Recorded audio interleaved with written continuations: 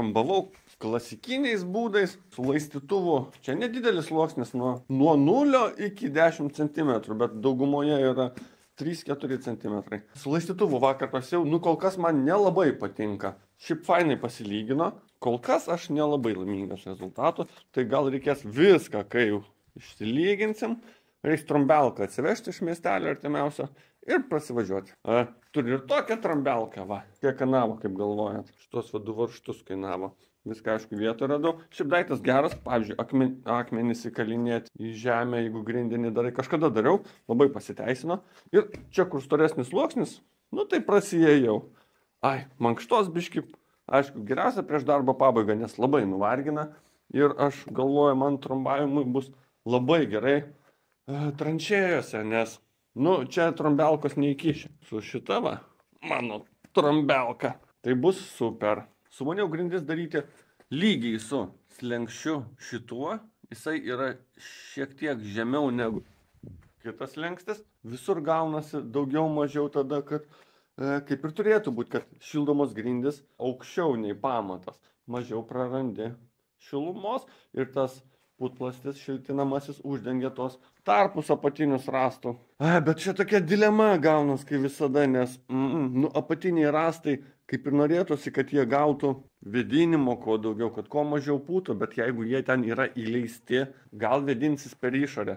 Viliuosi, juk jie nėra betone visiškai, bet hidroizoliacijos tai labai norėtųsi. Dar ir nežinau, čia jau po juodgrindžių spręsim, kai artėsim prie fasado. Čia kažkas grybas įsimetė į šitą kampą apatinį rąstą.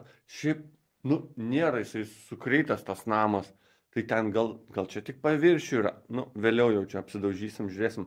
Bet kadangi jau pamačiau, kad tas namas keliasi labai nesunkiai, gal reiks su kokiais pleištais mėginti prikelinėti ir kišti hidroizoliaciją. Tokia kaip ant pamato guldosi. Dabar susitelkę esam į grindis, pasidarom, turim išbetonuotas juodgrindis. Labai labai patogu čia judėti, tada viską daryti bus. Ir tada eisim prie rąstų. Kasgi čia? Tai trimeriavau praeitais metais. Ir aš ir mamelė trimeriavom. Tai ačiū, sikandom. Patrimeriuosim tas sunkiai prieinamas vietas, bet investicija buvo nedidelė. Kol kas nenorėjom investuoti daug pinigų į žoliapjovę.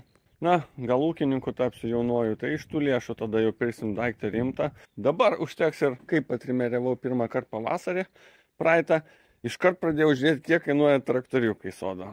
Nes supratau, kad tai darbas yra rimtas, 50 eurų kažkur. Aš čia patrimeriuoju ir dar važiuoju ten, kitą vietą patrimeriuoju.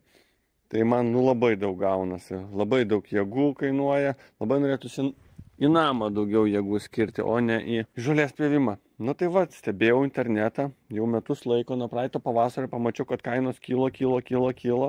Ir rudenį, jau kai pamačiau, kad už 400 eurų iškrito šitas mirėjus, jau aš per metus laiko prisižiūrėjau ir YouTube'o, ir kaip su jais ant 2 ratų važinėja. Džandyras irgi labai buvo prie dūšios, bet, kaina, 400 eurų. Deka nesupūvusi, pats stogo geras, kaip ir patrulis, tai variklis pas jį yra, pravardžiuoja Brix varikliu. Tai žmogus, kuris pardavė Danijoje, jisai jį turėjo, net priekinės padangas naujas uždėjo. Turbūt turėjo atsarginės. Kaip supratau, jau toks biški faceliftas turbūt. Kaip sankaba įsijungia ir gali junginėti. Tai va, shift on the go parašytas. Peiliai nauji, 400 eurų. Rudenį jisai kainavo, o jau žiemos pabaigą mačiau, kad toks pats sudaužytas, lempos nudaužytos plastikai jau 600 eurų kainavo. Toks ir skirtumas. Pavasarį visada brangesni jie būna tie sodo traktoriukai, visa žolės pjovimo technika.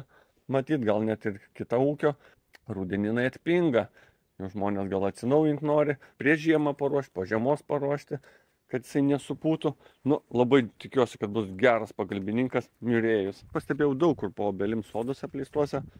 Labai uždominavęs. Va šitas augalėlis. Garšuva. Mes taip vylėmės. Praeitais metais mes orientavomės į pjauti čianais, kad biški jos dominacija dings. Taip, jos yra, bet va, labai daug yra ir kitos žolytės. Jos beveik jau susilygino. Aš manau, kad turbūt šitas augalėlis gal vis tik tais šaus stipriau, jeigu mes nepjausim, ir per mano kito atvažiavimą jau čia turbūt bus po 3 dienų, 4, jau čia bus ką pjauti. Nenorim mes daryti tokios kaip pasakyti, nuskustos vejos, norėtume poilgę ją turėti, mums va toks ilgis kaip ir tinka. Taip, pažiūrėsim su to traktoriuku, jeigu pavyks, aš manau, kad mes šiaip, kadangi labai nelygu yra, tai pjausim maksimaliu aukščiu, kiek jisai gali. Tai vat kur pragrebėm, tai tikrai tokia fainesnė. Dar, nu šiaip prisamanojus jinai yra, matyt, negrėbta seniai buvo, bet mes net mėginsim ir tą miškelį prisižiūrėti, nes turime jam planų ūkiui. Gal auginsim kokius nors grybus.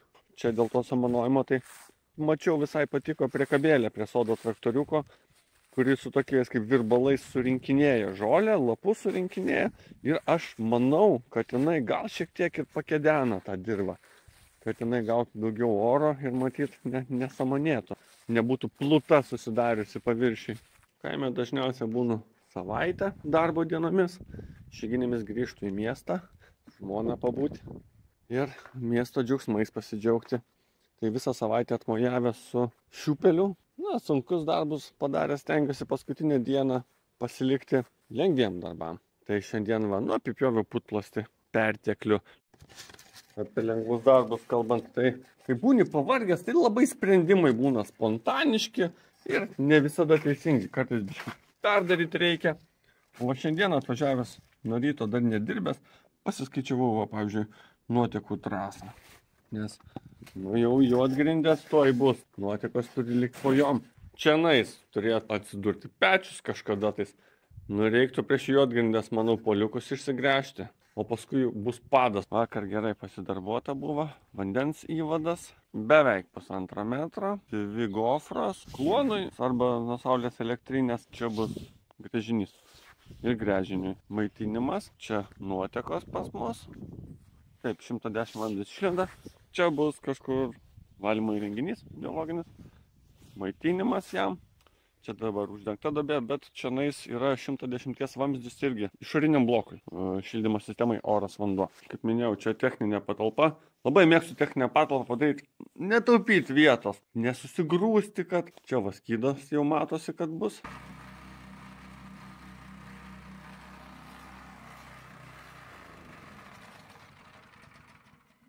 Nu va, susitrombavom. Gal reikia ir parkingą pasitrombuoti, kad jau rytojus turi trombelką. Pasirašiau juodgrindėm, išsilyginau, nu, vaizdas džiugina. Nu, čia reiks dar užbetonuoti per naują tą stygą, nes biškis aukščio sugrybavęs buvau, tai teko griauti. Netilpa jinai man po juodgrindėm. Vienintelė su kitom viskas gerai. Prieš juodgrindės reikia žinoti išplanavimą. Tiksliai, todėl kad komunikacijas reikia visas išvedžioti. Dabar jau ryškėjo, kur bus pertvaros, o čia va pertvaros bus. Laidai išlenda į pertvaras. Virtuvai nepagailėt laidų. Aš atvedžiau 6, 3x 2,5. Pas save 5 vedžiau bute, nu ir man kažkaip trūko vieno. Atvedžiau šį kartą 6. Šitoj pusėje analogiškai. Nu, simetriškas namas su pertvarom gausis, tai čia irgi komunikacijos išvedžiotos. Į lauką nepamirštam. Čia gal lemputė prie įėjimo bus, gal ten rozetė. Lauke. Į lauką šitie laidai eina po pamatų. Terasos jungiklis. Laidas išlenda į lauką. Terasai taip pat išvedžiau. Rozetai. Čia abu laidai. Raudonas gofras išvedėm. Patarė, kad tai tiesiog gofras. Nes dar nežinom nei kur bus tiksliai valymo įrenginys ir gręžinys. Tas laidas nėra pigus. Gofras kol kas išmetėm į lauką. Va, kaip matot, kas po lietaus darosi. Pakilo vandens šlanga, nes oras vidui. Nu, žodžiu, čia liūtis buvo visą savaitę, tai labai gerai, kad dirbau vidui. Tai perjungiau padariau prie kiekvieno miegamojo, kad galima būtų valdyti visos svetainės apšvietimą. Čia yra oro padavimas pečiai. 160 vamzdis.